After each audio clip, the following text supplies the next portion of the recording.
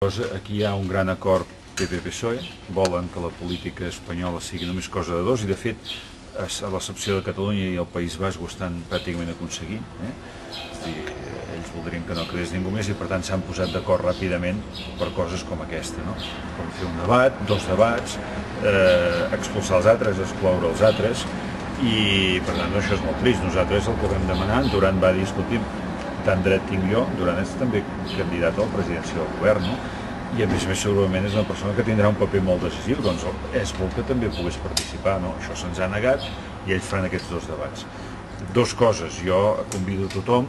doncs, avui a fer servir el dret a decidir i triar cadena de televisió, per cert, hi ha moltes cadenes que no haurem de sentir aquests dos senyors, i si algú doncs, vol fer zàping i tant els escolti, que els escolti adonant-se que per Catalunya doncs ni el PSOE ni el PP doncs, és allò que ens convé, allò que ens resol problemes, i que si parlen de Catalunya ja veuran serà per el que han vingut fent durant tots aquests 4 anys, no? Uns per utilitzar Catalunya doncs, per les seves trifulques electorals i per guanyar vots a fora de Catalunya, i els altres doncs, amb aquell sentit del senyor Zapatero, no? De apoyaremos l'estatut que salga, no? Això, Rodalies traspassat abans de l'1 de gener, amb el seu habitual to de falses promeses. Per tant, nosaltres des d'aquest punt de vista, doncs òbviament que els ciutadans de Catalunya facin servir el seu dret a decidir per mirar o no mirar,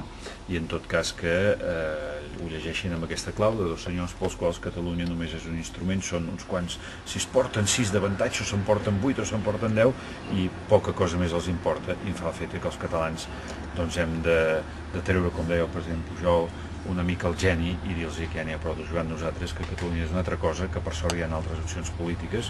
i Convergència i Unió, jo crec que la més destacada d'elles, per poder fer front doncs, amb això que ens voldrien doncs, només una Espanya en blanc i negre, i dintre d'aquesta Espanya en blanc i negre que Catalunya fos el més gris de tot.